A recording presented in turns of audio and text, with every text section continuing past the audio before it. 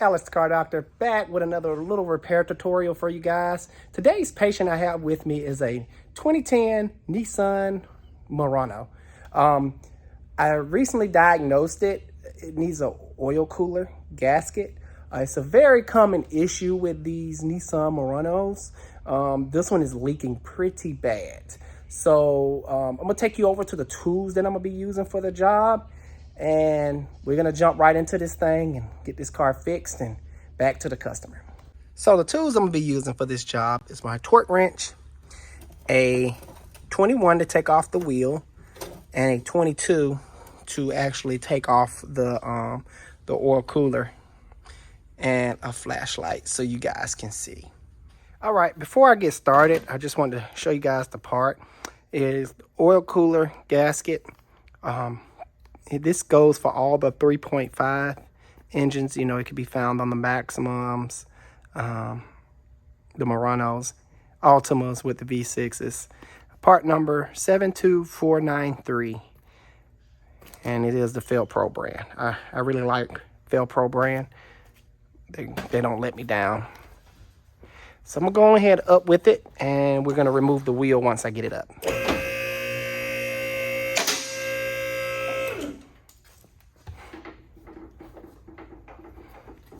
Make sure it won't fall. All right, let's make sure my oil bucket is gonna go underneath. That's perfect. Grab my 21 for the wheel. All right, so got it all jacked up in the air. I'm gonna try my fuel Milwaukee 3/8 stubby. I have a adapter 3/8 to 1/2 inch. I'm gonna see, can it break these wheels loose? Come on, girl, don't let me down. Ooh, nice. Ooh, that was a little rough for her, but she got it done. All right. I hate when this happens. Come out.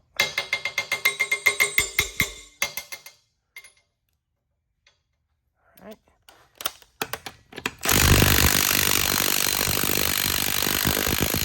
Ooh, somebody over torqued these. Hey, but it still did it.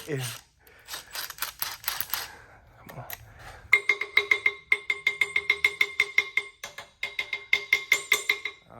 All right. You don't want to come off. Lay you down. Now, I'm doing this a little bit different. This is the fast way of doing the oil cooler. I'm gonna show you what I'm talking about in a little bit, because the oil cooler, that's what it does. The name implies what it does. It cools the oil. So coolant goes through the oil cooler to, to cause a heat exchange and cool the oil. All right, so now I should have brought my light over here, but it's time to get my light and my 22. All right. So I've been changing out these for years. Hopefully you guys can see, but this is the oil cooler right here. So you have these these cooler lines. This is coolant. It goes through this hose, goes through the oil cooler, and one of the, I'm assuming this is the enter, this is the flow direction. So enter, exit. All right, so the first thing I'm gonna do is take off the oil filter. Ooh, you're tight, but I got gorilla hands. All right.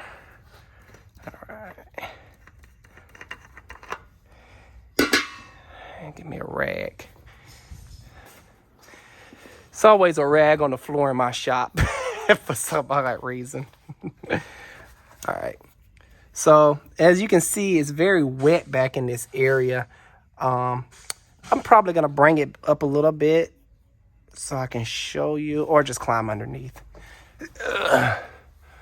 But all that oil is from that oil cooler. Kind of see, hopefully you can see right there, but the gasket is bad or smashed. It probably been replaced in the past, but replaced wrong. And I'm gonna explain myself in a little bit. All right. So what I like to do is, first off, this should be a 22. Yep. I'm gonna impact it off. That's fine. But when going back on, we're gonna torque it back down to 35 foot-pounds. That's why I have my torque wrench.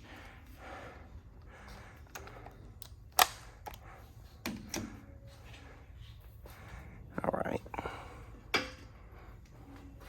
So, like I mentioned before, I'm gonna cheat a little bit.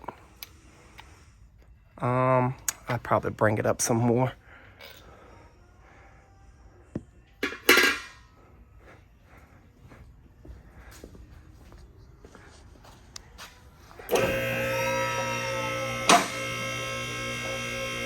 Hey, Derek.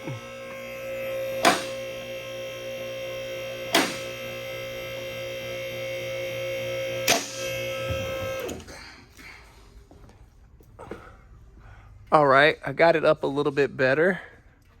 So I'm gonna take it out. What most people like to do, they like to remove the whole oil cooler. And when you do that, you lose coolant. So I'm kind of keeping the coolant inside. All right, got it up a little bit higher. What I like to do is take my little pick here. I'm sorry I didn't provide that in the little tube list from the get-go. And I don't like to disconnect the lines because I don't like wasting coolant. But I kind of pick it out. Let me see, can I get a better angle? Let me move my light so I can show you exactly what I'm doing. So, kind of pick it out. Hopefully I'm catching this on camera. All right. So this is it.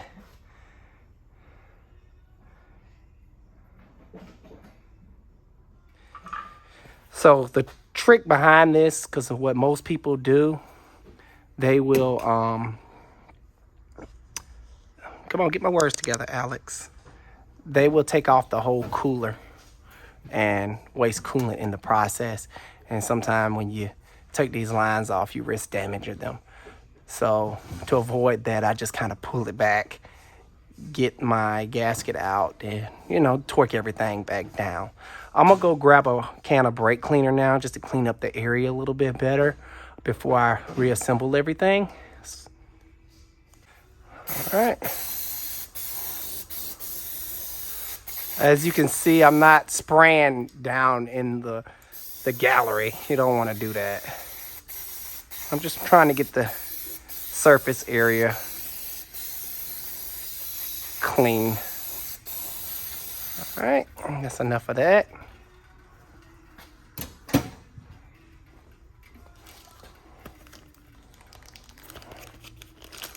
I think the hardest part about this job is opening the package.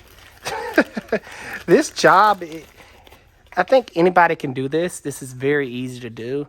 I think the most important part is to make sure that the gasket is lined up in these grooves, doing it this way. So, because if you do this part wrong, you can mess it up big time.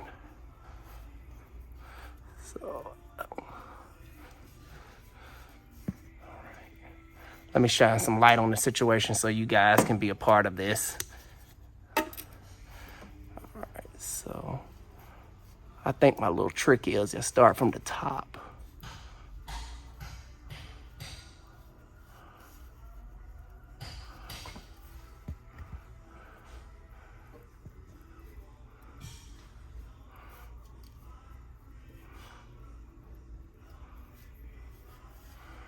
And this is why most people take it off, so they won't have a hard time doing this part. I'm gonna wipe it down because it's getting dirty.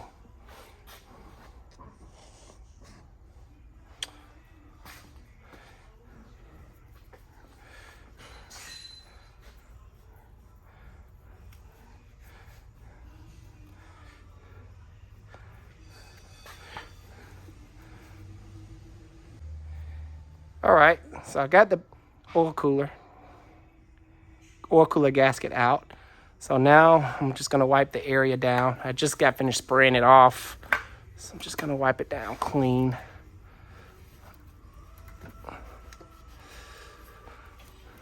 This job is pretty easy. Anybody can, with, you know, common mechanical knowledge, can do this job at home. It's not hard.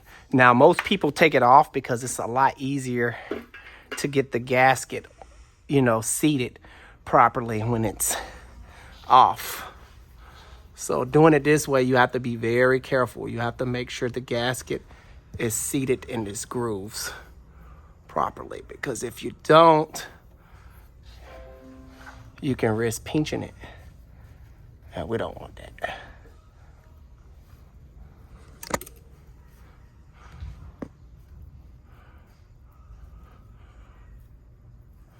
Yeah, you can kind of see what I'm dealing with, trying to get it in its grooves. Now, if I didn't have this camera on my head, I think it'll be a little bit easier for me. But hey, we're gonna get through this together.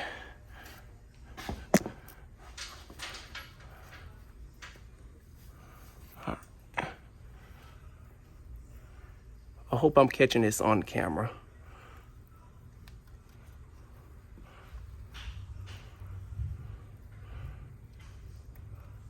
All right, I got it nice and seated. That wasn't that bad. Did take a little bit of fiddling around with. Get back up, check it again. Always double check, make sure it's in there, because when you go down with that screw, you don't want to pinch your gasket. That'd be very bad. Hand thread it, always. All right. Clean up if you got a little dirty. All right. Where did I put my socket? Here we go.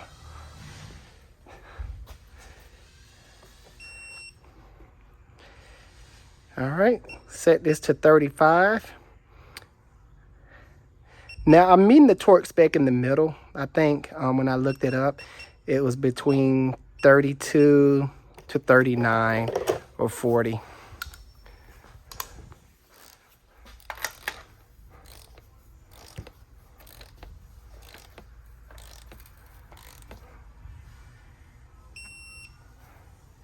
So, great.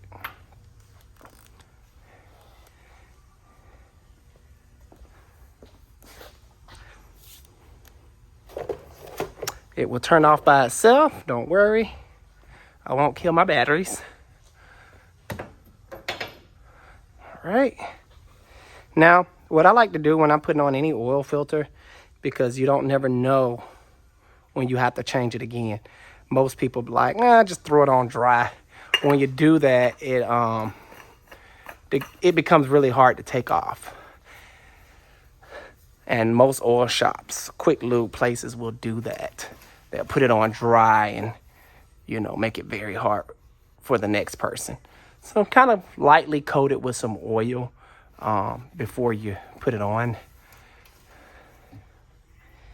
And that, good people, is how you change an oil cooler on a 2010 Nissan Murano. This also applies to the Nissan Maximums, the Altimas, anything with the 3.5 V6. Write down in the comments. I think this is the only design that uses this on Nissan. I know other makes and models use this type of design. I'm not talking about that, but this is the only design that Nissan makes using this type of oil cooler setup. Yeah, I think so. All right, I'm gonna let it back down and we'll go from there. Put the wheel back on and she's good to go.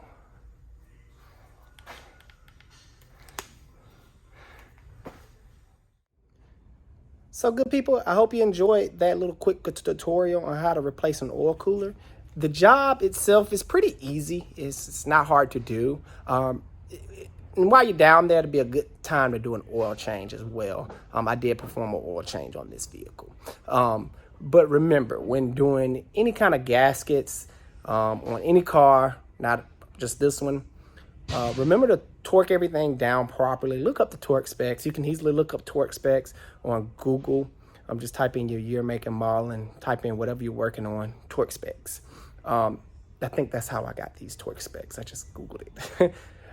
When I don't know something, I do use Google. But anywho, good people, thank you for watching. Thank you for your time. I hope you enjoy. Alice the Car Doctor out. See you guys on the next video. And don't forget to like and subscribe.